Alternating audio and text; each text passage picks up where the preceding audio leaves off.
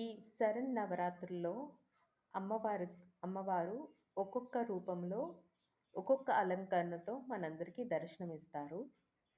ఈరోజు ఐదో రోజు నాడు అమ్మవారి అవతారం శ్రీ మహాలక్ష్మీదేవి అవతారంగా మనందరికీ దర్శనమిస్తారు.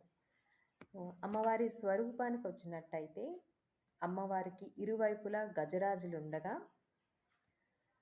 చతుర్భుజాలతో ఒక హస్తం అభయముద్ర, మరొక మరొక 2 హస్తాలలో కమలాలతో, మరొక హస్తంతో కనకవర్షం కురిపిస్తూ అమ్మవారు మనకి దర్శనమిస్తూ ఉంటారు.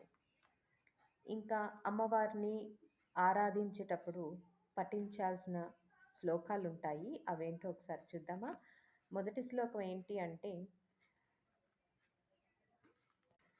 మొదటి శ్లోకం యా దేవి సర్వభూతేషు లక్ష్మీ రూపేణ సంస్థిత అంటూ ఈ స్తోత్రాన్ని పఠించినట్టయితే అమ్మవారి అనుగ్రహంతో మనకున్న దారిద్ర్యాన్ని తొలగించుకోవచ్చు.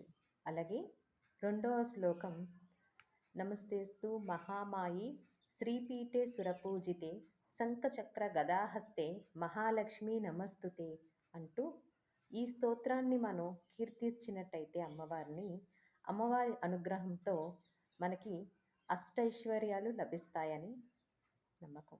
అలాగే మరొక శ్లోకం కూడా చూద్దామా? సో మూడో శ్లోకం ఏంటి అంటే, అమ్మవారిని అలాగే ఈరోజు లక్ష్మీ అష్టోత్తరం అలాగే కనకదార స్తోత్రం పారాయణం చేసినట్టయితే మన ఇంట్లో ఖచ్చితంగా కనకదార వర్షం కురుస్తుందని నమ్మకం.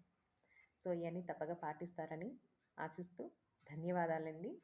If you like this video, please share, subscribe and like this video. Thank you.